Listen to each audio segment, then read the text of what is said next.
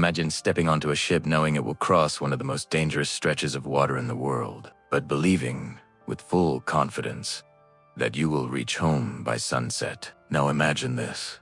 Within just a few hours, that same ship vanishes. No distress signal. No survivors. No wreckage floating on the surface.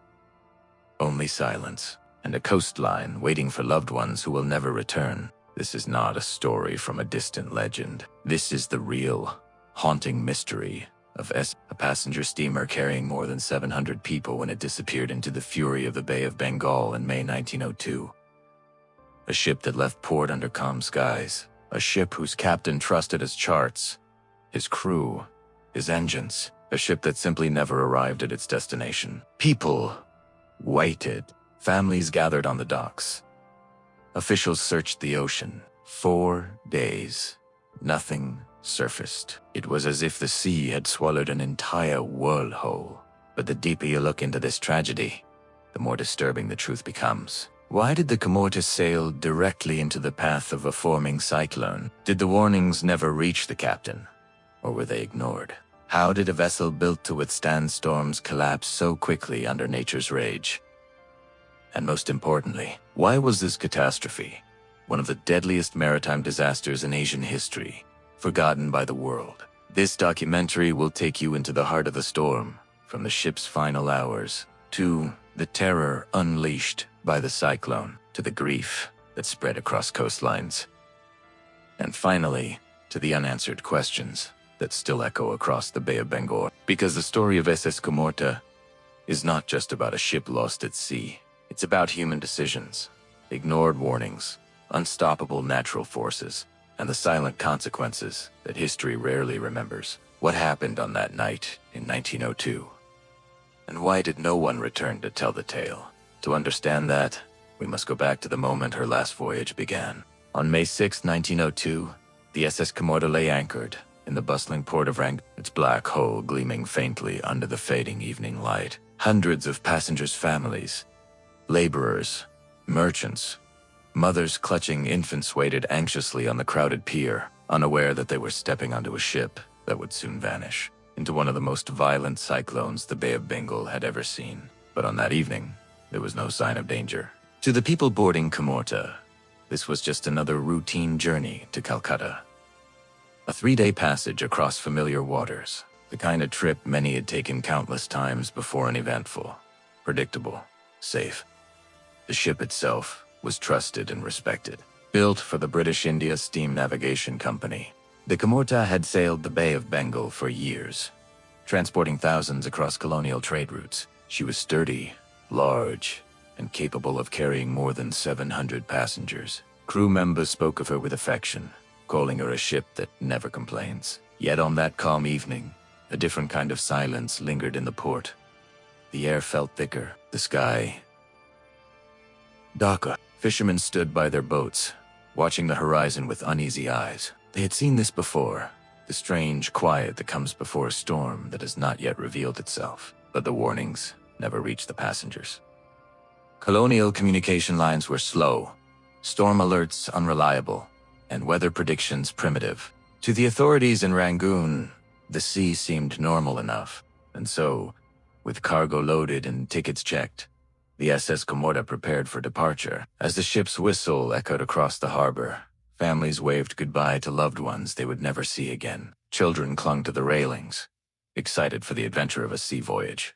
Merchants secured their goods, confident this trip would bring profit. Tired laborers found places on deck, eager to return home. None of them sensed the danger gathering far to the southwest. When the Camorta finally left the harbor, she carried 655 passengers and 82 crew members, a floating town of nearly 750 souls. The ship pushed into the darkening waters of the Bay of Bengal, her engines beating steadily, her bow cutting cleanly through the waves.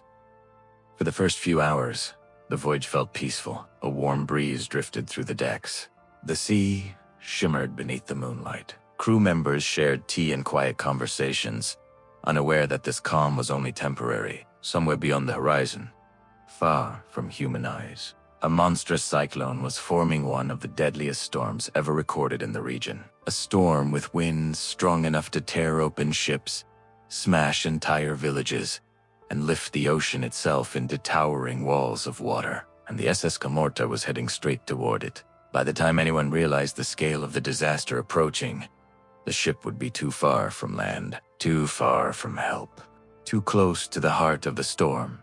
The last voyage of the SS Camorta had begun, and nothing could stop what was coming. As the SS Camorta pushed farther from port, the world around her began to change. Gone with the calm coastal waters and the distant outlines of land, ahead lay the vast, unpredictable Bay of Bengal Sea, known for its beauty.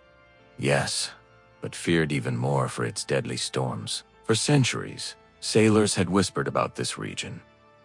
The bay that gives life and the bay that takes it away. But on that warm May morning in 1902, nothing hinted at danger. The ocean shimmered under a gentle sun. Waves rose and fell like slow breaths.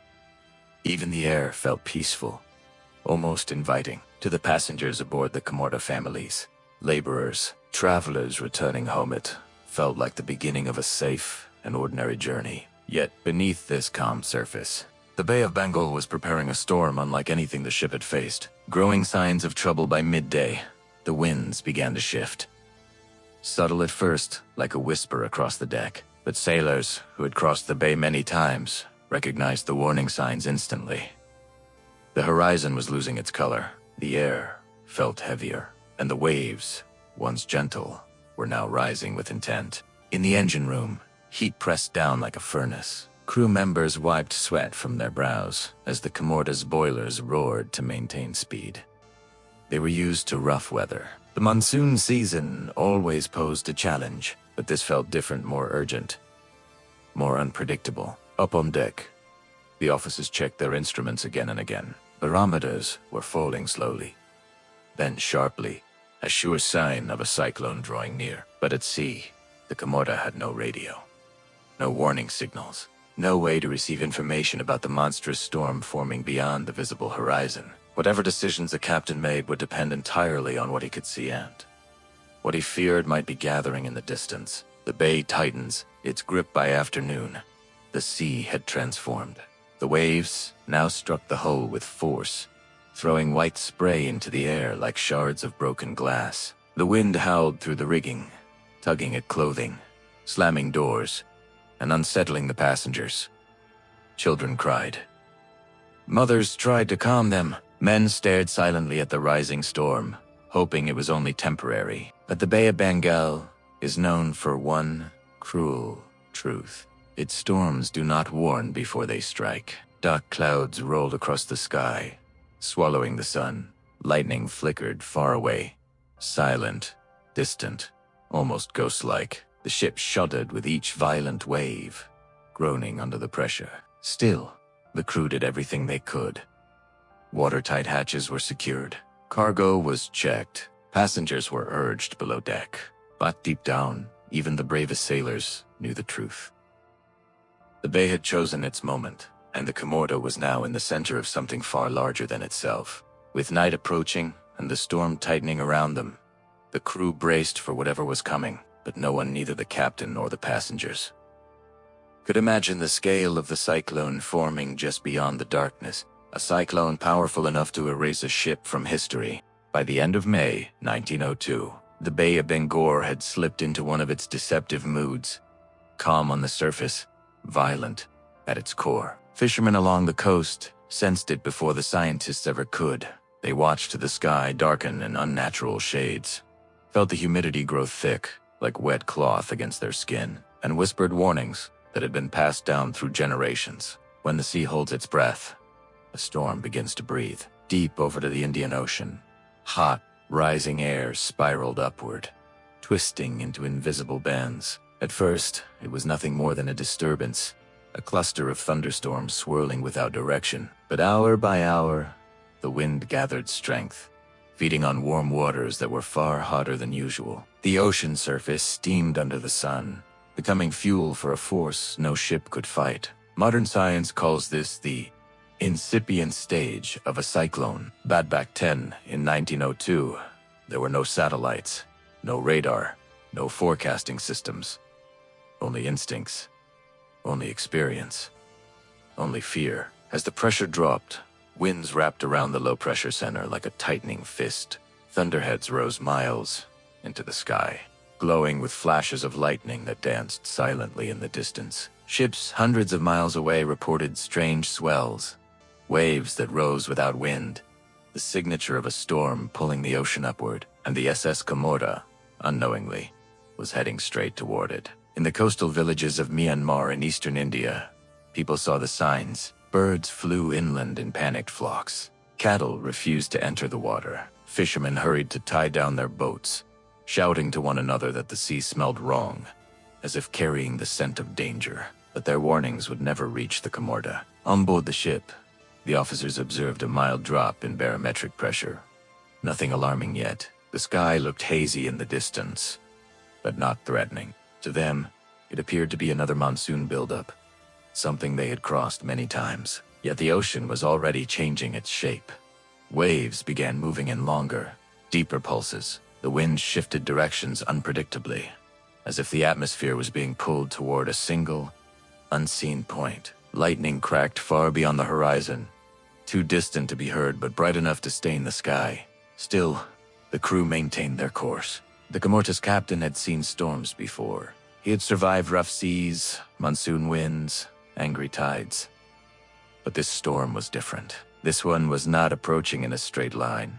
It was forming around them. By late afternoon, the cyclone began organizing itself into a spiraling structure. Heavy cumulonimbus towers shot upward, rotating with frightening precision. Rain bands extended outward like arms, sweeping across the sea with walls of water that blurred the line between ocean and sky.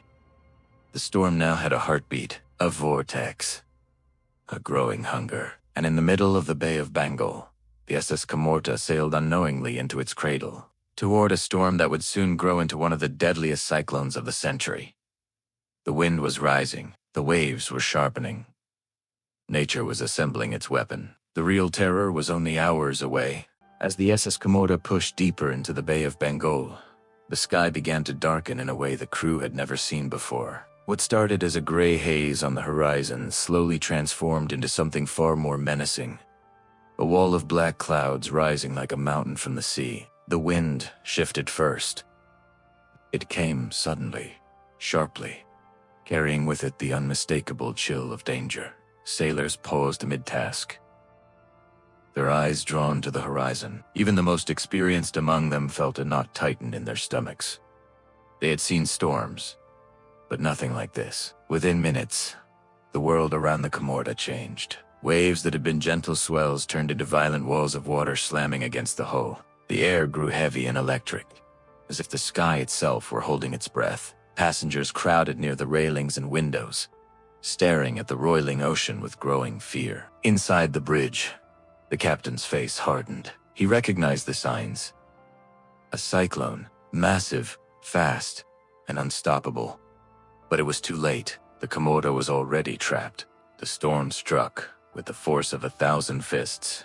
Winds exceeding 100 kilometers per hour whipped across the deck, tearing ropes loose and snapping wooden railings like twigs. Rain poured down in sheets so thick the horizon disappeared entirely. The ship groaned under the assault, tilting violently as waves taller than the masts crashed over the bow. Inside the cabins, families clung to one another. Children cried as lanterns swung wildly from the ceiling, throwing shadows across the walls. Crates toppled, luggage slid, and screams echoed through the narrow corridors. Down in the engine room, the heat and steam became unbearable. Engineers fought to keep the boilers running as seawater forced its way through small cracks and vents. Every second felt like a battle against the inevitable. Above them, the cyclone's eye remained unseen, but its power was everywhere. Lightning ripped through the sky, illuminating the chaotic scene in terrifying flashes. Thunder rolled like cannons.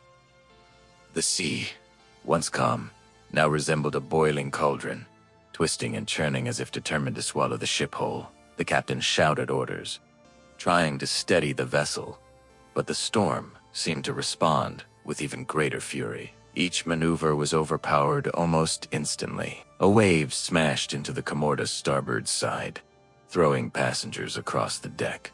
Another crashed over the bow, flooding the lower compartments. and sending icy water rushing down the stairwells. Still, the crew fought on, desperate, exhausted, and terrified.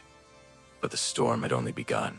Hours felt like days as the cyclone tightened its grip around the ship. The Camorta's hull rattled with a deep, unnatural vibration, a warning that the structure itself was nearing its limit. And then came the moment sailors dread most. A monstrous wave, towering higher than any they had seen, rose directly in front of the vessel. Some passengers prayed, others screamed. The crew stood frozen, knowing exactly what was about to happen. The wave crashed down with catastrophic force. Wood splintered. Iron buckled, the ship lurched violently, tilting at an angle from which it could not recover. Inside, chaos turned to sheer panic. The Camorta, once a proud vessel sailing confidently across the Indian Ocean, was now fighting a losing battle against one of the deadliest cyclones the region had ever seen. Her fate was sealed, and the darkest hours were still ahead. When the storm finally loosened its grip on the Bay of Bengal, the sea looked like a battlefield. Broken masts, splintered planks, shredded ropes, fragments of ships lay scattered across the waves. But among all that devastation, one thing was missing. The SS Camorta, a whole steamship carrying over 700 passengers, had simply vanished. No distress signal, no final message, no flare in the night sky, nothing. It was as if the cyclone had swallowed the entire vessel in a single breath. The first signs of trouble when the Camorta failed to arrive at her scheduled stop in Rangoon. The port authorities were concerned, but not alarmed. Delays were common during rough weather. Many ships slowed down, anchored, or changed course to ride out storms. But when an entire day passed, then two, the concern turned into fear. Telegrams were sent across outposts in Burma, India, and the Andaman Islands. Any sighting of steamship Camorta? Report debris survivors or signals. Silence followed. The British colonial administration, responsible for shipping in the region, attempted to stay calm publicly, but internally, panic rose quickly. The Bay of Bengal cyclones were notorious. They had destroyed fishing fleets, coastal villages, even military ships, but never something as large as a full passenger steamer. If the Camorta had gone down, it would be one of the deadliest maritime disasters in Asian history. Searching a graveyard of waterships were dispatched to search the cyclone's path. What they found only deepened the mystery. The sea was thick with debris, but none of it belonged to the Camorta. No life jackets marked with her name, no lifeboats drifting in the current, no personal belongings washed ashore. How could a wooden fishing boat survive in pieces, yet a steel steamship leave no trace? Some officers believed the ship must have sunk in one catastrophic moment, dragged under before anyone could react. Others feared it had broken apart and scattered across the seabed, too deep to find. The families waiting in Rangoon and Calcutta received no answers. Only rumors. A tidal wave swallowed it. It split in half. The boiler exploded. The captain misjudged the storm. None were confirmed. All seemed possible. The moment of realization by the fourth day. Hope was fading. By the seventh, officials quietly labeled the Camorta as missing. Presumed. But the truth was far more emotional than the paperwork suggested. Hundreds of families gathered at port offices, clutching letters, photographs, and last conversations in their minds. Mothers waited for sons. Husbands waited for wives. Children waited for fathers who would never return. Officials struggled to explain what they themselves did not understand. How a ship so large could disappear so completely. In an era without satellites, GPS, or modern communication, the ocean remained a world of secrets, and the Bay of Bengal, unpredictable, violent, unforgiving, had claimed yet another. But the disappearance of the SS Camorta stood out for one reason. It vanished without leaving even a shadow behind. The greatest storms leave scars, but this one left only questions. When the SS Camorta vanished, it didn't just disappear from the sea. It vanished from certainty itself. No distress call. No survivor. No floating debris. Just silence. In the days following the cyclone, the British administration in India grew increasingly uneasy. Ships arriving into Rangoon and Calcutta reported monstrous waves, broken masts drifting alone, and sightings of fishing boats shattered like toys. Everyone feared the same thing. The Camorta had been caught in the heart of the storm, but fear wasn't enough. 2 familias of 700 passengers needed answers. The officials needed explanations, and the sea offered neither. The search begins. Weeks after the cyclone, the first search vessels were dispatched. Their mission was daunting: to find any trace of a ship swallowed by one of the deadliest storms the Bay of Bengal had ever unleashed. The sea had calmed, but the signs of destruction were everywhere. Dead fish washed ashore in thousands. Trees along the coast were twisted and uprooted. Villages in Burma and the Andaman region spoke of a night where the sky roared like a monster awakening. But of the nothing. Search crews scanned the waves for floating wreckage planks, barrels, lifeboats, but the cyclone had been too powerful. Anything that could have survived didn't. And so the investigators were forced to do the unimaginable: piece together a tragedy without evidence. Clues from the coastline days into the search. A breakthrough came not from the ocean, but from a remote island near the Nicobar chain. Fishermen reported seeing a massive plume of black water rising into the sky on the night of the storm. Some claimed they heard a thunderous crack, like iron snapping against stone. Others described seeing lanterns flickering on the horizon, then vanishing instantly. Investigators believed these sightings could mark the final moments of the Camorta, but eyewitness memory, especially during a cyclone, is unreliable. The sea distorts time. Fear distorts truth. And so, the search continued. Why no bodies were found? One of the most disturbing elements of the Camorta disaster was the total absence of human remains. Not a single body washed ashore. Scientists later explained why. The cyclone wasn't just strong. It was violent enough to create downward water columns, dragging everything deep beneath the surface. The Camorta likely broke apart in minutes, her passengers trapped inside as the ocean pulled the remains to the seafloor. It was a brutal truth, but it was the only answer that matched the silence the sea had left behind. Closing the investigation after weeks of searching, British authorities were forced to declare what no one wanted to accept. The SS Camorta had sunk with all souls lost. Families wept. Officials spoke carefully, avoiding blame, and the Bay of Bengal remained indifferent, as if swallowing ships was simply part of its nature. But even with the official report filed, one question lingered. Was the cyclone solely responsible? Or had something else doomed the Camorta long before the storm arrived? Because as investigators dug deeper, troubling details began to surface. Details that pointed not just to nature, but to human negligence. And that's where the story turns darker. When the SS Camorta vanished, people were desperate to believe it was an unavoidable tragedy, an act of nature so violent that no ship could have survived it. But as investigators pieced together the timeline, a disturbing truth began to surface. The disaster didn't come without warning. The signs were there. They were simply ignored. In the days leading up to the cyclone, the Bay of Bengal had been restless. Fishermen along the coast of Rangoon spoke of unusual tides and shifting winds, the kind of subtle changes only those who lived their entire lives at sea could truly understand. They felt something building, something dangerous, something wrong. Local meteorological officers reported pressure drops and fast-forming storm cells across the eastern bay. They sent alerts, but the colonial communication system was painfully outdated.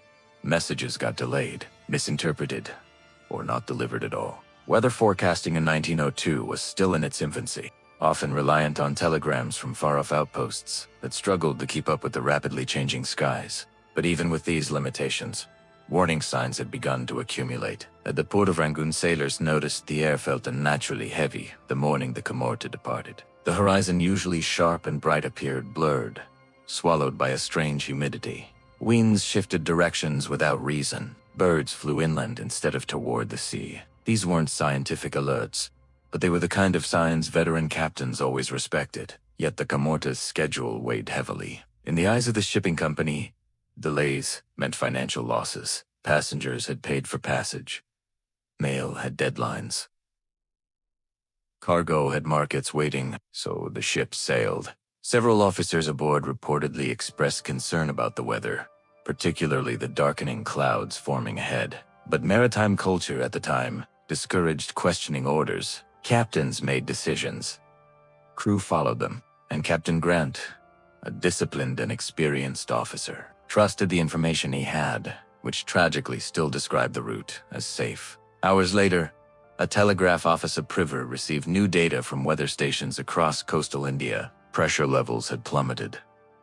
Winds had intensified. A cyclone was forming faster than expected, so fast that meteorologists struggled to keep track of it, let alone warn every vessel in its path. A message was prepared for ships at sea, including a direct alert to avoid the southern bay. But by the time the warning left the telegraph station, the Camorta was already far beyond its reach. The ocean had swallowed her trail. Even more devastating was the discovery that some officials hesitated to issue widespread alarm. Colonial administrations often feared causing panic, disrupting commerce, or creating chaos among local communities. A delayed warning could be justified as avoiding unnecessary fear, but that hesitation cost hundreds of lives. In the end, the Camorta didn't just fall victim to a cyclone. She fell victim to a chain of failures. Ignored warnings, delayed messages, outdated weather systems, an unwavering commitment to schedules, and a dangerous belief that nature would behave according to man's plans. The storm was unstoppable, yes, but the tragedy, it might not have been, because long before the cyclone struck, long before the Camorta disappeared beneath the waves, the ocean had already whispered its warning. No one listened. When the cyclone finally released its grip on the Bay of Bengal, the sky cleared with a kind of cruel indifference. Sunlight broke through the clouds, painting the sea gold, almost beautiful, almost peaceful, as if nothing catastrophic had unfolded just hours before. But along the vast stretch of coastline, from Chittagong to the Irrawaddy Delta, tens of thousands of people knew the truth. Something terrible had happened to the asset. Families gathered near the shore, staring out of the water as if expecting the ship to suddenly reappear. Mothers clutched photographs of sons who had boarded the Camorta with dreams of work and new beginnings. Children waited for fathers who had promised to return soon. Merchants awaited goods the Camorta was supposed to deliver, but as minutes turned to hours, and hours turned to days, the truth settled over the coast like a thick fog. The ship was gone. No distress call. No drifting lifeboat. No survivors stumbling ashore. Only silence. For many coastal families, the sea had always been a giver, a source of livelihood, food, and connection. But now it became a thief, a grave, a haunting silhouette of what was lost. The first debris washed ashore 3 days after the cyclone. Small wooden fragments, torn planks, a piece of railing, splintered cargo crates. Nothing large enough to identify the ship.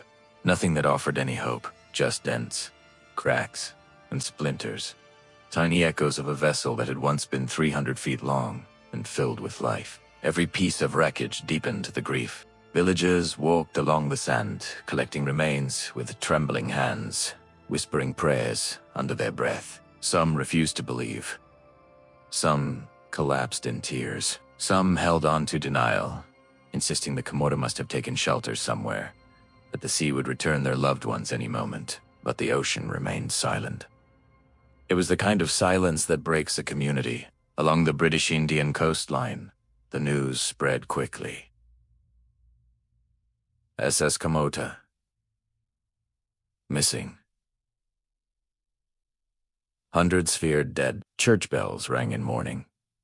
Temples lit candles that flickered through the night. Mosques echoed with prayers for souls lost to the storm. The colonial administration issued brief statements, formal, distant, emotionless, acknowledging the vessel's disappearance. But official words felt hollow to those standing on the shores, waiting for names, bodies, explanations. What devastated families most was not just the loss, it was the uncertainty. Without survivors, without a wreck, without answers, grief became a constant companion. People returned to the coastline day after day, scanning the horizon, hoping for even a glimpse of closure. The waves rolled in and out, each one carrying the unspoken truth.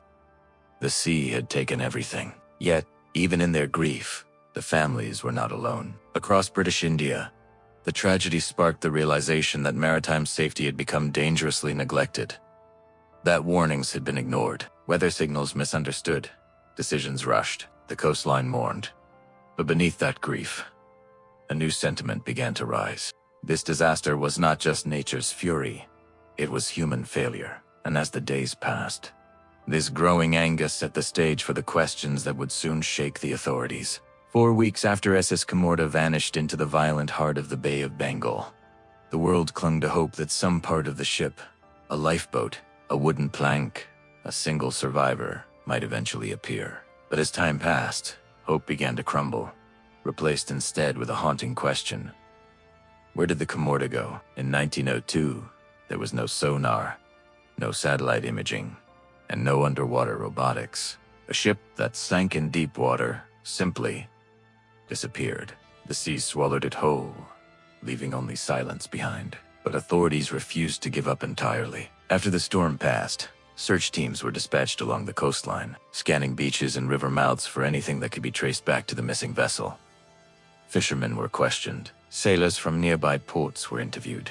Lighthouse keepers from India to Burma were asked if they had seen distress signals or unusual lights. The answer was the same everywhere. Nothing. Not a scrap of wreckage.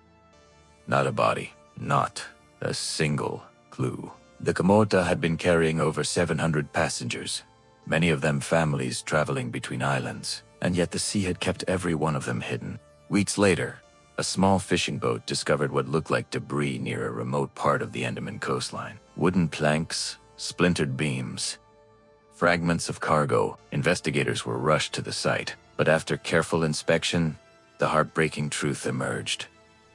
The pieces did not belong to the Camorta. They were from smaller coastal vessels destroyed by the same cyclone. Once again, the trail went cold. Months passed, and theories began to multiply. Some believed the Camorta had been hit by the cyclone at full force, capsized instantly, and plunged into the sea so quickly that no one even had time to react. Others speculated that she had drifted far off her charted route, pulled by the cyclone's monstrous winds, sinking in waters far deeper than originally believed. A darker theory suggested that the ship S structure, never intended to face such violent waves, may have simply broken apart, sending its passengers to the bottom in seconds.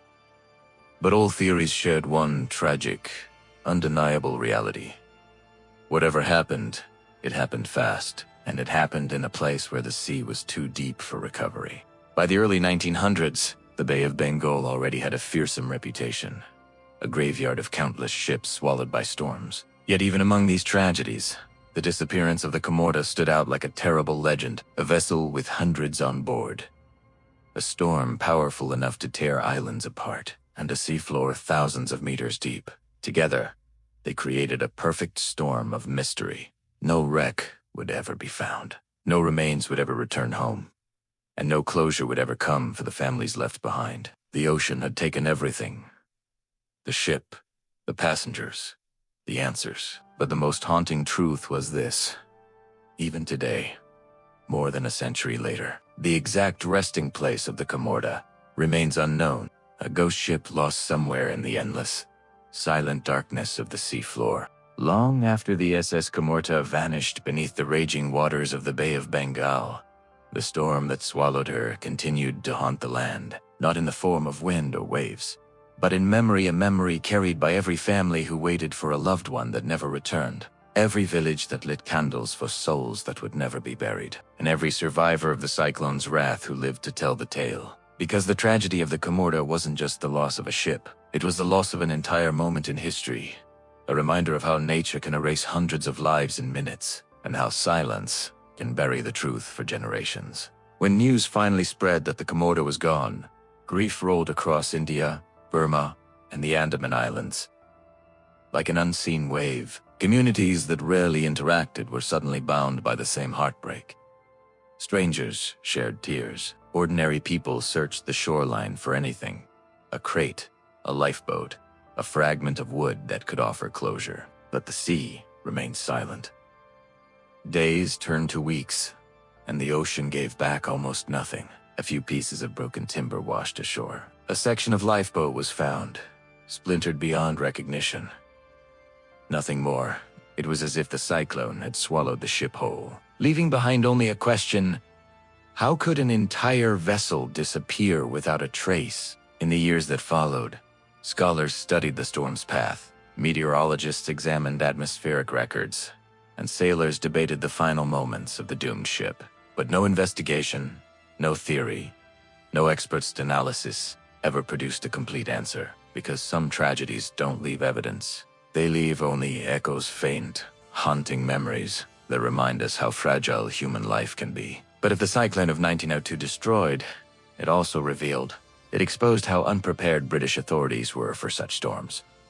It revealed the fatal consequences of ignoring warnings. It revealed the vulnerability of colonial shipping routes. And above all, it revealed the human cost of decisions made far from the shores where the consequences were felt. Families who lost everything had no monuments, no graves, no remains to mourn over.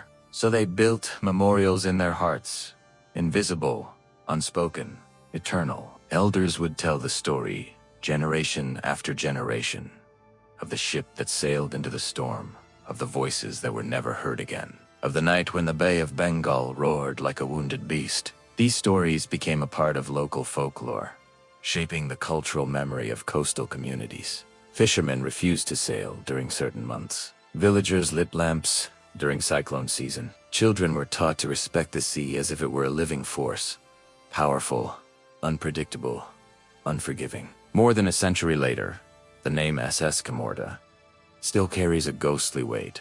She remains a symbol of a forgotten tragedy, a reminder of the thousands who lost their lives in storms that struck without warning, long before weather satellites and digital forecasting. Her story survives today, not because of official records, but because of the people who refuse to forget. Because in the end, the only thing stronger than a cyclone is memory. The Camorta may rest somewhere in the silent depths of the Bay of Bengal, but her echo continues to ripple through history, through time, through every storm that reminds us of the power of nature and the fragility of those who dare to sail across it.